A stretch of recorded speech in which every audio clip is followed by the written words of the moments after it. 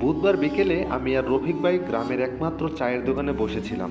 দোকানদার 50 এক লোক, নাম তার সুবাহান। সেই একমাত্র ব্যক্তি যাকে আমাদের প্রতি কিছুটা বন্ধুসুলভ মনে হয়েছিল। রফিক ভাই চায়ের কাপে চুমুক দিয়ে জিজ্ঞাসা করলেন, সুবাহান ভাই, একটা কথা জিজ্ঞাসা করি, কিছু মনে করবেন না তো? সুবাহান ভাই একটা দীর্ঘ শ্বাস ফেলে বললেন, বুঝতে পারছি কি জিগাবেন, কালকে বৃহস্পতিবার তাই না? আমি অবাক হয়ে বললাম, আপনি কিভাবে বুঝলেন? এই গ্রামে যারা নতুন আসে সবাই এই প্রশ্নটা করে। সোবাহান ভাই নিচু গলায় বলতে শুরু করলেন, আপনারা পশ্চিমের বটগাছটা দেখছেন তো? ওই যে মাঠের ওপারে একা দাঁড়াই আছে। আমরা মাথা নাড়ালাম। ওই গাছটারে এই গ্রামের মানুষ ভয় পায়, কারণ ওইখানে জিনের আসর বসে। প্রতি বৃহস্পতিবার রাতে গ্রামের কবিরাজ, লোকে যারা হাকিম কবিরাজ বইলা ডাকে, তিনি ওই গাছের নিচে খাবার রাইখা আসেন। বিশাল আয়োজন করে সেই খাবার দেওয়া হয়, খাসির মাংস, পোলাও, মিষ্টি, ফলমূল, অনেক কিছু। এটা নাকি জিনদের জন্য আয়োজন। গ্রামের মানুষ বিশ্বাস করে এই খাবার না দিলে জিনেরা খেপ্পা যায়, আর তারা একবার খেপা গেলে গ্রামে মরক লাগে। সোবান ভাইয়ের কথাগুলো আমার কাছে গাঁজাখড়ি গল্পের মতো মনে হচ্ছিল। একটা আধুনিক যুগে এসেও মানুষ কিভাবে এসব বিশ্বাস করতে পারে? আমি হেসে বললাম, আরে ধুর ভাই, এসব জিনটিন কিছু না, সব মানুষের বানানো গল্প। আমার কথা শুনে সোবাহান ভাইয়ের মুখটা ফ্যাকাশে হয়ে গেল। তিনি দোকানে জাপ ফেলতে ফেলতে বললেন, স্যার, বিশ্বাস অবিশ্বাসের তর্কে আমি যাবো না, তবে একটা কথা বলি। বছর 2 আগে হাকিম কবিরাজের এক নাতি ঢাকা থেকে বেড়াইতে আসছিল। সেও আপনার মতো এইগুলো বিশ্বাস করতো না। সে কবিরাজরে ওই বৃহস্পতিবার রাতে খাবার দিতে দেয় নাই। তারপরের 7 দিনে এই গ্রামে কোনো কারণ ছাড়াই 12টা জলজ্যান্ত মানুষ মারা গেছে। কেউ হার্ট অ্যাটাকে, কেউ ঘুমের মধ্যে, কেউ আবার গলায় দড়ি দিয়া। এরপর থেকে এই গ্রামের মানুষ বৃহস্পতিবার রাত্রে জমের মতো ভয় পায়। সোবাহান ভাইয়ের চোখে যে আতঙ্ক আমি দেখলাম, তা কোনোভাবেই অভিনয় ছিল না।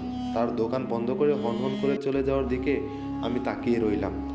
রফিক ভাইও চুপ করেছিলেন। পরিবেশটা হঠাৎ করে কেমন যেন ভারী হয়ে উঠল। আমার মনের ভেতর যে অবিশ্বাসের দেয়াল ছিল, তা প্রথমবারের মতো একটা সূক্ষ্ম ফাটল ধরল।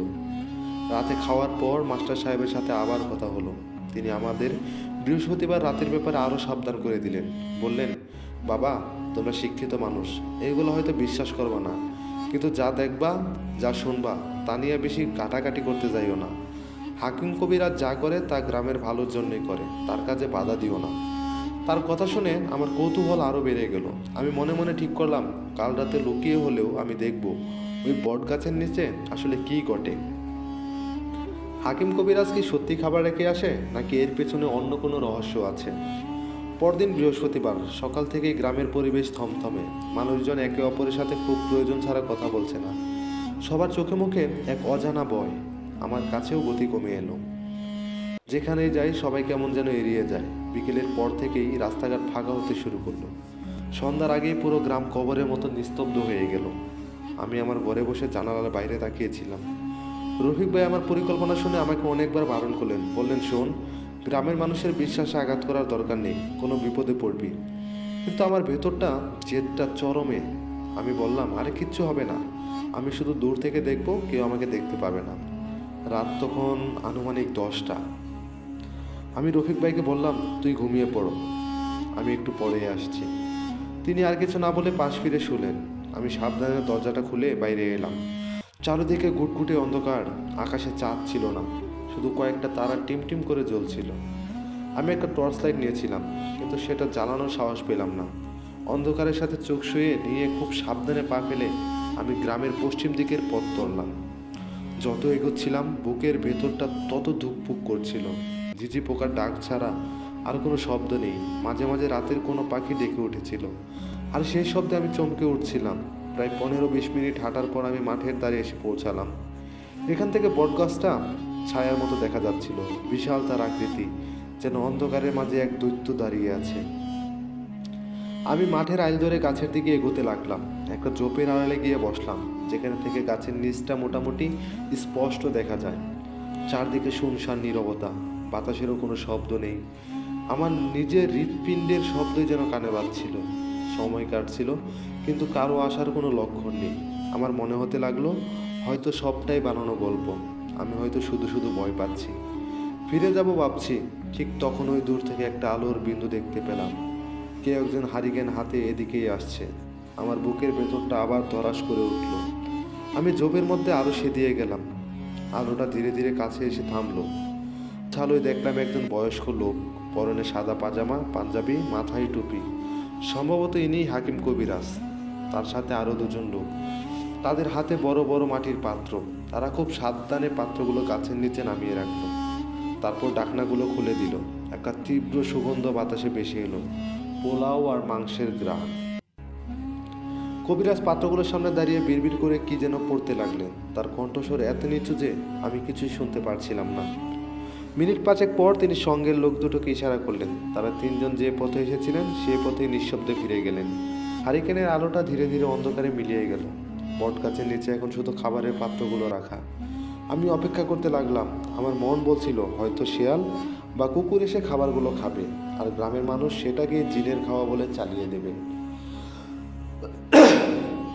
কিন্তু সময় গড়াচ্ছিলেও কোনো পশু পাখির চিহ্নও নেই। চারপাশটা আগের মতোই অস্বাভাবিক রকমের শান্ত। হঠাৎ করেই আমার নাকে অদ্ভুত এক গন্ধ এসে লাগলো। পোড়া মাংসের গন্ধের সাথে তীব্র এক ধরনের আঁতরের গন্ধ মেশানো। গন্ধটা এতটাই তীব্র যে আমার মাথা ধরে গেল। ঠিক তখনই আমি দেখলাম গাছের ডালপালাগুলো হালকাভাবে নড়তে শুরু করছে, অথচ চারপাশে এক ফোঁটা বাতাসও নেই। আমার শরীর বয়ে ঠান্ডা হয়ে গেল। আমি দেখলাম গাছের উপর থেকে কালো ধোঁয়ার মতো কিছু একটা ধীরে ধীরে নিচে নামছে। সেটা কোনো ধোঁয়া ছিল না, ছিল অসংখ্য কালো ছায়ার সমষ্টি। ছায়াগুলো খাবারের পাত্রগুলোকে ঘিরে ধরল। আমি স্পষ্ট দেখলাম পাত্রের খাবারগুলো যেন নিজে থেকে শূন্য মিলিয়ে যাচ্ছে। কোনো শব্দ নেই, কোনো নড়াচড়া নেই, শুধু খাবারগুলো চোখের সামনে অদৃশ্য হয়ে যাচ্ছে। আমার নিঃশ্বাস বন্ধ হয়ে আসার উপক্রম হলো। আমি যা দেখছিলাম তা আমার সমস্ত যুক্তি, সমস্ত বিশ্বাসকে ভেঙে চুরে ছিল। হঠাৎ করে ছায়াগুলোর মধ্যে একটা আলোড়ন সৃষ্টি হলো। তারা যেন আমার উপস্থিতি টের পেয়ে গেছে, আমার দিকে ঘুরে তাকালো। যদিও তাদের কোনো চোখ ছিল না, কিন্তু আমি অনুভব করতে পারছিলাম হাজার হাজার অদৃশ্য চোখ আমার দিকে তাকিয়ে আছে। আমার মনে হলো আমি আর এক মুহূর্তে এখানে থাকলে জ্ঞান হারাবো। আমি আর এক সেকেন্ড দেরি না করে ঝোপের ভেতর থেকে বেরিয়ে দিলাম দৌড়। কোন দিকে যাচ্ছি, পায়ে কি ফুটছে সেদিকে কোনো খেয়াল নেই, শুধু জানি আমাকে এখন পালাতে হবে।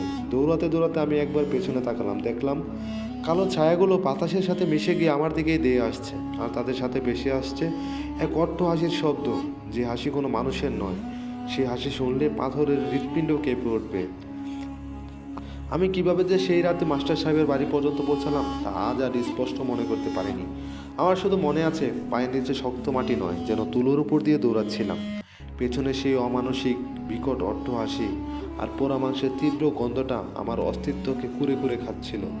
মনে হচ্ছিল আমার ফুসফুসটা ছিঁড়ে যাবে, হৃৎপিণ্ডটা লাফিয়ে বেরিয়ে আসবে।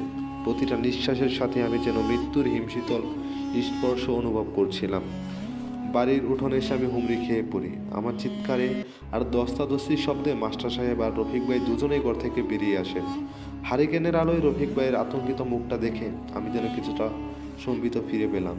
কিরে, কি হয়েছে তোর, এই অবস্থা কেন? রফিক ভাই আমাকে ধরে তোলার চেষ্টা করতে লাগলেন। আমি কোনো কথা বলতে পারছিলাম না। আমার গলা দিয়ে গঙ্গানির মতো একটা শব্দ বেরোচ্ছিল। আমার সারা শরীর থরথর করে কাঁপছিল, তাতে দাঁত লেগে খটখট শব্দ হচ্ছিল। মাস্টার সাহেব আমার অবস্থা দেখে দ্রুত এক গ্লাস জল নিয়ে এলেন। কাঁপা কাঁপা হাতে জলটা পান করার পর আমি কিছুটা শান্ত হলাম। মাস্টার সাহেব আমার দিকে স্থির চোখে তাকিয়েছিলেন। তার দৃষ্টিতে কোনো বিস্ময় ছিল না, ছিল এক ধরনের করুণা আর গভীর উদ্বেগ। গল্পটি পরবর্তী পার্ট পেতে আমাদের চ্যানেলটি সাবস্ক্রাইব করে রাখুন। আগামী শনিবার এর পরবর্তী পার্ট দেওয়া হবে।